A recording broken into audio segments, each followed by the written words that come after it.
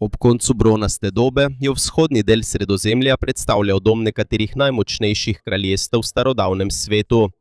Imeli so velika mesta, organizirane vojske, pisne sisteme in trgovino, ki je segala v oddaljene dežele. Toda proti koncu 13. stoletja Perževo naštatik, sistem, ki je povezoval ta kraljestva, je začel slabeti. Mesta so bila eno za drugim uničena ali zapuščena. Trgovina je bila prekinjena, nekatere oblasti so propadle in v samo nekaj desetletjih izginila so imperija, ki so dolgo prevladovala v regiji. Skupaj s tem kaosom so se pojavile skupine, ki so potovale z ladjami in napadale obale. Zgodovinarji jih danes imenujejo ljudstva z morja. To ni ime, ki bi si ga sami dali, to je sodobno ime za različne skupine, omenjene v zapisih starega Egipta. Kdo so bila ljudstva z morja? Od kod so prišli? In ali so res oni povzročili propad velikih kraljestev bronaste dobe? Preden odgovorimo na ta vprašanja, moramo razumeti, kako obsežen in zapleten je bil svet, ki so ga napadli. Bronasta doba se je na vzhodnem Sredozemlju začela okoli 33. stoletja Pregalane-Štanštidelte. Imenuje se bronasta doba, ker so bron obsežno uporabljali za izdelavo orožja, orodij in dragocenih predmetov. Bron je kovina, ki jo običajno naredijo z mešanjem bakra in kositra. Ti dve kovini sta pomembni, ker jo je redko najti na istem mestu. Zaradi tega so se kraljestva zanašala na dolge trgovske poti. Kovina je potovala po morju in kopnem, les, žito, olje, vino, dragocena tkanina in druge izdelke. Ko je nastopila pozna bronasta doba, je bilo v regiji že nekaj velikih sil. Na jugu je bil Egipt, ki je nadzoroval tudi mnoga mesta v Kanaanu. Kanaan je regija, ki zajema dele današnjega Izraela, Palestine, Libanona, Jordanije in Sirije. V Anatoliji, ki je večji del današnje Turčije, pa je vladalo Hetitsko cesarstvo. V Siriji so bila mesta in manjša kraljestva, ki so priznavala oblast Hetitov. Na vzhodu pa so bili Asirija in druga kraljestva v Mezopotamiji. Te sile niso bile povsem ločene druga od druge. Pošiljali so si darila, princese, vojake, kočije, kovine in hrano.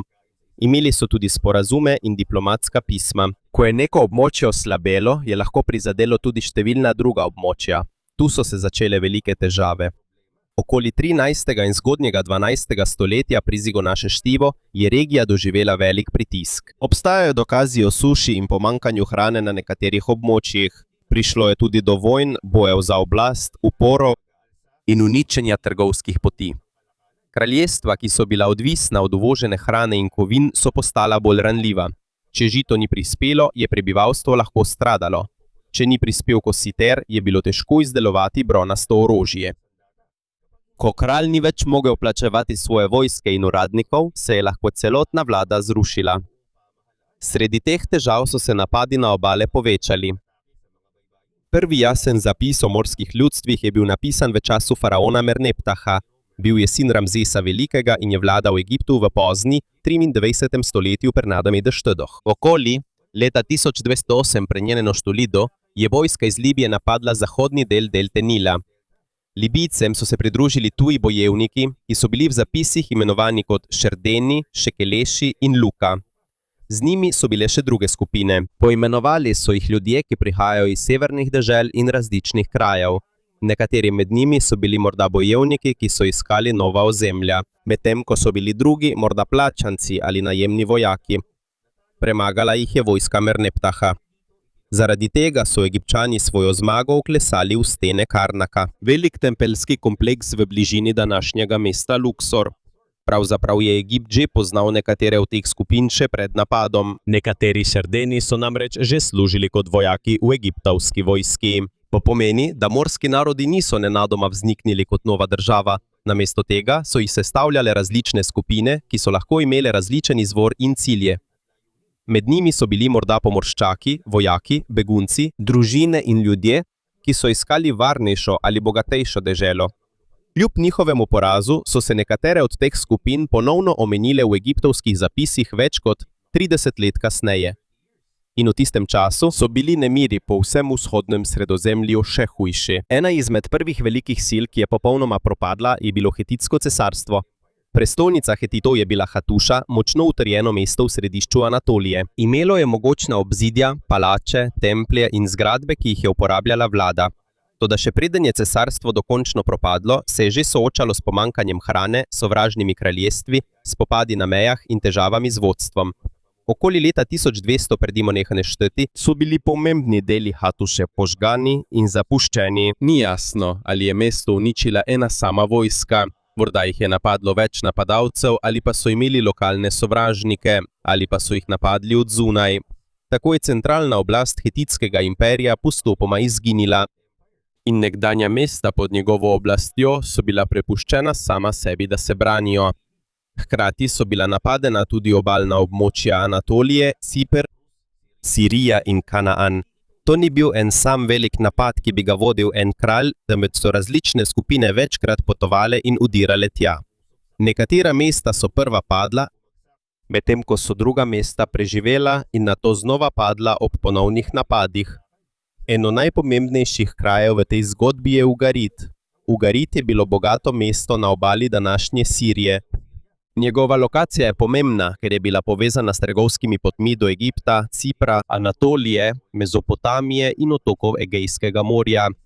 Ugarit je imel svojega kralja, vendar je priznaval oblast Hititskega imperija. Ugarit je pošiljal tudi vojake in ladje, kadar so to zahtevali Hititi.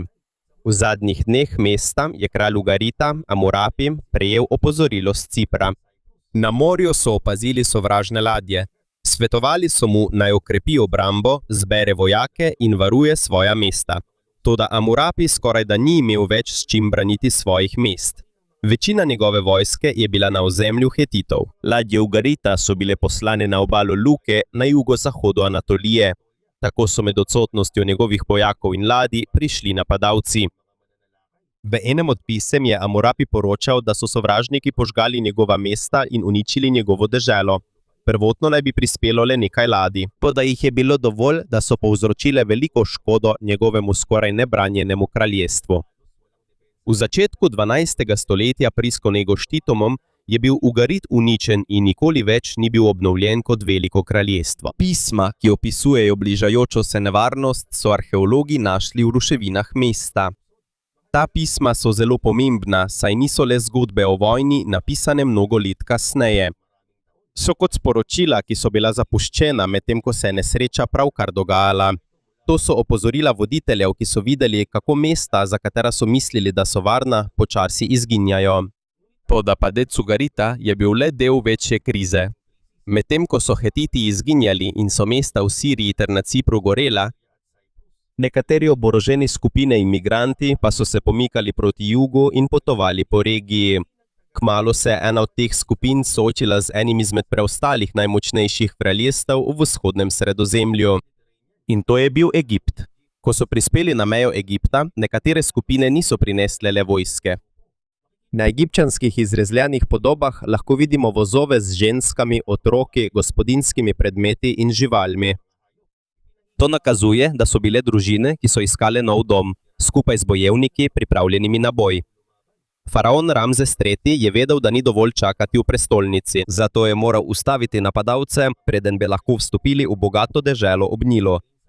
Okoli leta 1177 per examine veršetivo, v 8. letu svoje vladavine, je Ramzes III pripravil egipčansko vojsko za bitko.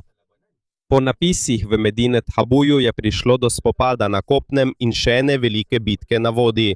Natančna lokacija kopenske bitke ni znana. Verjetno se je to zgodilo v južnem delu Kanaana ali na poteh, ki vodijo proti meji Egipta. Na tem območju so Egipčani uporabili lokostrelce, pehoto in bojne vozove, da so prestregli skupine, ki so prihajale s severa. Potem so Egipčani prestregli ladje, ki so poskušale vstopiti v delto Nila. Delta Nila je široko območje v severnem Egiptu, kjer se reka Nil razcepi na več rokavov, preden se izlije v Sredozemsko morje. Po izklesanih podobah v templju je egipčanska vojska pripravila past v vodi. Lokostrelce so postavili na obalo, medtem ko so egipčanske vojne ladje čakale znotraj delte. Ko so ladje napadalcev vstopile, jih je egipčanska vojska napadla skupnega in z vode. Egipčanski lokostrelci na obali so izstrelili puščice, medtem ko so se jim egipčanske ladje približevale. Na rezbarijah so prikazane prevrnjene ladje, bojevniki, ki so padli v vodo in ujetniki pripeljani pred faraona. Nekateri ujetniki nosijo posebne čelade z nekakšnimi peresi ali visokimi okraski. V Medinet Habu so bili prikazani tudi odsekane roke ubitih sovražnikov. Egipčanski vojaki so uporabljali roke kot način štetja ubitih sovražnikov. Egipt je zmagal in napadalci niso popolnoma zavzeli delte Nila. Vendar pa je treba napise natančno prebrati. To je bilo narejeno, da bi prikazali Ramsesa III. Kot mogočnega branilca Egipta. Mogoče so slike in besede napihnile obseg zmage, vendar pa zapisi potrjujejo, da so potekale velike bitke proti skupinam, ki so prišle s severa. Poraz morskih ljudstev v Egiptu ne pomeni, da so izginile vse skupine, ki so bile del tega potovanja. Nekateri so bili morda ubiti ali pa so umrli, drugi so se morda vrnili na morje, se preselili v druge dežele ali pa so se naselili na obalah Kanaana. Tu postane še težje odgovoriti na vprašanje o njihovi pravi identiteti. Ime morska ljudstva ni ime za državo ali raso. To je sodobno poimenovanje za različne skupine, ki jih omenjajo Egipčani. Tudi vsi med njimi niso bili neposredno imenovani kot ljudje z morja. Med imeni, ki se pojavljajo v zapisih, so Peleset, Čeker, Dinjen, Kvešet, Šekeleš, Šerden, Luka, Tereš in Ekveš. To ne pomeni, da so govorili en sam jezik, da so bile vse te skupine iste kulture ali istega izvora. Nekateri so se morda združili zgolj zato, ker so vsi iskali hrano, varnost, delo ali novo zemljo. Možno so se tudi izurjeni vojaki in mornarji pridružili večjim skupinam, ko so propadala mesta, ki so jim prej služili. Luka je eno izmed imen, ki ga je lažje povezati z določenim krajem. To ime je že znano to je zapisalo v hetitskih in egipčanskih virih še pred veliko krizo.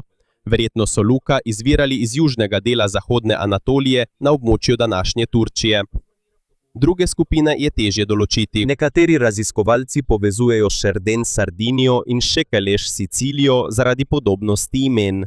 Drugi pa Ekveš in Tereš povezujejo z območji okoli Egejskega morja in Grčije. Veliko takšnih povezav temelji predvsem na ugibanju. Podobnost imen ni dovolj, da bi dokazali, da neka skupina res izvira od tam.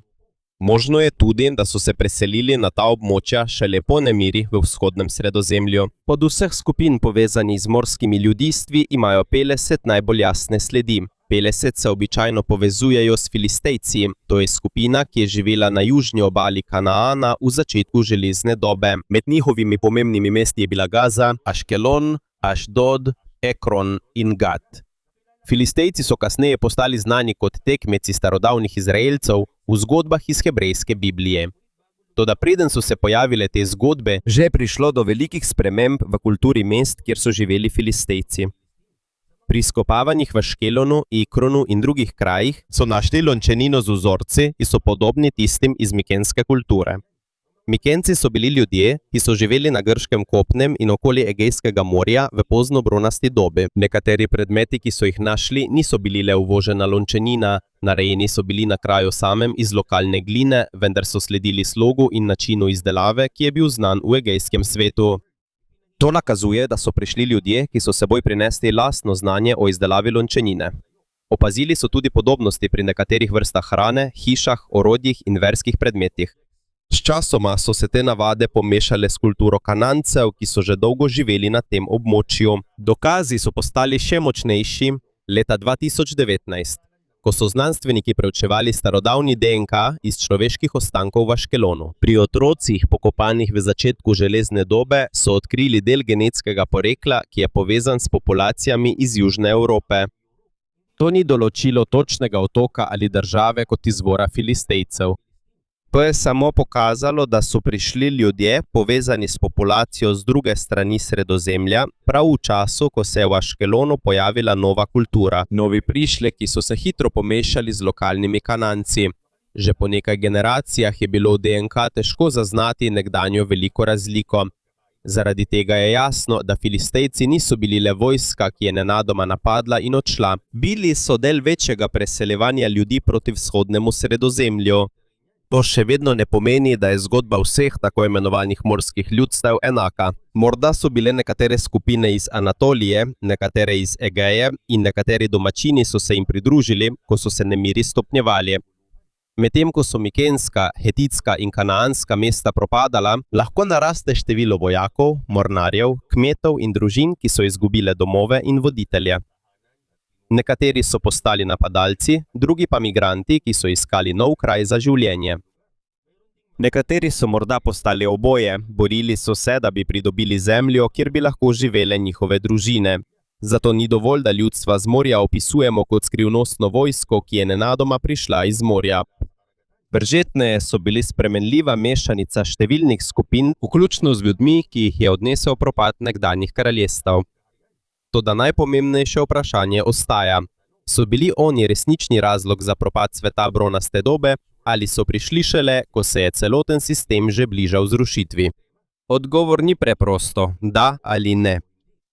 Prihod morskih ljudstev je prispeval k uničenju nekaterih mest, njihovi napadi pa so motili tudi trgovino in obrambo kraljestev, vendar pa niso bili edini razlog za propad bronaste dobe.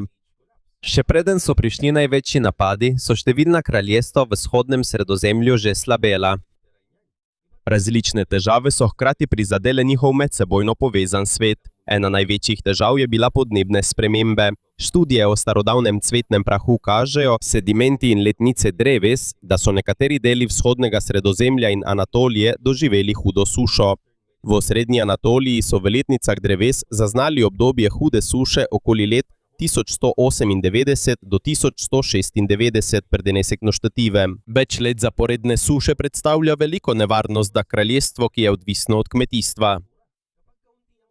Ko je malo dežja, pridelek upade, ko primanjkuje žita, cene narastejo, ljudje stradajo, vojaki oslabijo in kralju postane težko podpirati mesta pod svojo oblastjo. To je doživelo Hetitsko cesarstvo. Preden je kraljestvo dokončno propadlo, obstajajo dokumenti, ki kažejo, da je moralo pošiljati in prejemati žito iz drugih krajev. To pomeni, da hrane, pridelane na lastnih tleh, ni bilo več dovolj. Skupaj s pomanjkanjem hrane so se Hetiti soočali tudi z napadi sovražnih kraljestev, notranjimi spori v kraljevi družini in težavami pri ohranjanju nadzora nad oddaljenimi ozemlji. Ko so bile poti, ki so prinašale hrano in druge zaloge prekinjene, imperij je še bolj oslabil. Tudi v mikenski Grčiji so se pojavljale težave. Mikenska družba je bila osredotočena okoli velikih palač. Iz teh palač so upravljali proizvodnjo, skladiščenje, obdavčevanje, trgovino in razdeljevanje hrane. Ta sistem je bil močan, dokler je bil pridelek dober, varne so bile poti in lokalne skupnosti so bile poslušne. Toda ta sistem je bil preveč odvisen od nekaj centrov moči. Ko je ena palača pogorela ali ko so kralj in njegovi uradniki izginili, ni izginila le ena stavba. Skupaj s tem se je porušil tudi sistem, ki je organiziral delavce, vojake, izdelke in hrano. V nekaterih mikenskih mestih obstajajo dokazi o stavbah, ki so pogorele, in o obrambi, ki je bila nenadoma okrepljena. Vendar pa niso vsa središča propadla hkrati. Uničenje palač se je zgodilo v različnih obdobjih in morda iz različnih razlogov. Nekatera mesta so morda napadli tujci, druga so bila morda poškodovana zaradi lokalnih uporov, bojev med tekmujočimi voditelji ali napadov skupin, ki so prav tako izvirale iz bližnjih območij. Možno je tudi, da so k škodi v nekaterih mestih prispevali potresi, čeprav to ne more pojasniti celotnega propada tako obsežne regije. Pomembno je tudi razumeti, kako tesno so bila kraljestva povezana med seboj. Egipt, Anatolija, Kanaan, Ciper, Sirija in Egejski svet so se zanašali na oddaljene trgovske poti. Po teh poteh so prevažali žito, les, baker, kositer, olje, vino, slonovino in druge izdelke. Ciper je bil eden glavnih virov bakra. Kositer pa je bilo treba pridobivati iz oddaljenih krajev. Obe tikovini sta bili zelo pomembni za izdelavo brona. Ko je bilo uničeno pomembno pristanišče, ni bila prizadeta le tisto mesto. Tudi druga kraljestva so izgubila dobavo surovin. Ko je bilo uničenih veliko pristanišč in trgovskih središč, se je gibanje blaga ustavilo. Ko ni bilo kovin, je bilo mogoče narediti manj orožja in orodja. Ko ni bilo hrane, se je lakota še poslabšala. Ko ni bilo trgovine, so kralji in trgovci izgubili dohodek. Ker je bil celoten sistem povezan, se je težava na enem mestu hitro razširila tudi drugam. To je bilo kot dolga veriga stvari, ki so bile odvisne ena od druge. Ko so ena za drugo oslabela pomembna pristanišča, preostali sistem ni več zmogel nositi celotne teže. Tukaj je postala pomembna vloga morskih ljudstev. Njihovi napadi na obale so morda zaprli poti, uničili ladje in povečali pritisk na mesta, ki so že tako primanjkovala hrane in vojakov. Kraljestva, ki so bila že prej oslabljena, so še bolj izgubila sposobnost okrevanja. Vendar pa ni mogoče vseh uničenih mest povezati z njimi. Prav tako ni dovolj dokazov, ki bi kazali, da je ena sama organizirana vojska hkrati napadla Mikene, Hatuso, Trojo, Ugarit in druga središča. Tudi čas uničenja nekaterih mest je bil različen, nekatera so padla prej, druga so preživela še nekaj desetletij, nekatera središča so bila uničena, a so jih ponovno naselili, medtem ko so bila druga dokončno zapuščena. Obstajajo tudi mesta, ki so preživela ali pa so se hitro prilagodila. Učinek krize ni bil povsod enak. V nekaterih regijah je palačna oblast popolnoma izginila. Druge so se ljudje trudili preživeti. Krajevne skupnosti so še naprej obstajale, čeprav nekdanji kralj in uradniki niso bili več prisotni. To kaže, da zlom bronaste dobe ni bil nenaden konec, ki bi se zgodil v enem letu. To je bilo dolgo obdobje sprememb, ki je trajalo več desetletij. Možno je tudi, da ljudstva z morja niso bila edini vzrok za krizo. Morda so bili tudi sami posledica propada. Ko je bilo neko kraljestvo uničeno, veliko ljudi izgubi delo, zaščito, hrano in dom. Nekdanji vojaki se lahko pridružijo drugim oboroženim skupinam. Pomorščaki so lahko postali napadalci ali plačanci. Lačne družine so se lahko preselile in iskale novo zemljo. Medtem ko so potovali naprej, so se lahko ljudje iz različnih krajev združili.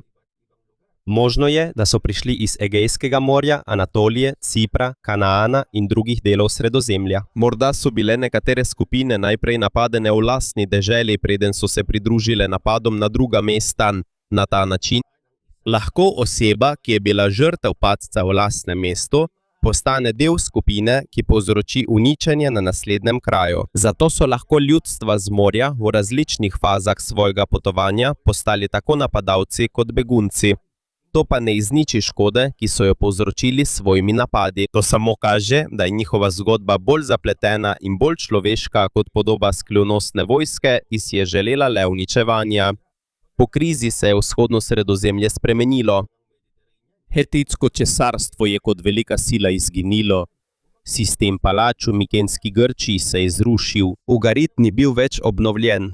Egipt je izgubil velik del svojega vpliva na vzhodu in je v naslednjih obdobjih še naprej slabel. Asirija in Egipt sta preživela kot kraljestvi, vendar nista ohranila nekdanje širine in moči svoje oblasti. Na mnogih območjih se je prebivalstvo zmanjšalo, trgovina na dolge razdalje se je zmanjšala, nekateri sistemi pisave in upravljanja pa so izginili. Vendar niso izginili vsi ljudje in kulture. Življenje se je nadaljevalo v manjših skupnostih. Iz preživelih lokalnih skupnosti in novoprišlekov so nastala nova kraljestva in identitete. V Kanaanu so na jugu napredovala mesta Filistejcev. Na severni obali so mesta še naprej obstajala in so bila kasneje znana kot del feničanskega sveta. V gorah so se pojavile skupnosti, ki jih povezujejo s starodavnimi Izraelci.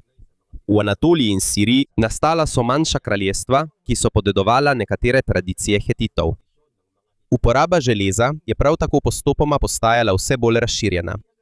Železo ni takoj nadomestilo brona zgolj zato, ker je bila to boljša kovina. Sprva je bilo morda celo težje nadzorovati njegovo izdelavo, vendar pa je železovo rudo lažje najti kot kositer, ki je potreben za izdelavo brona. V svetu, kjer so bile oddaljene trgovske poti uničene, je bila velika prednost uporaba materiala, ki ga je bilo lažje pridobiti na lokalnem območju.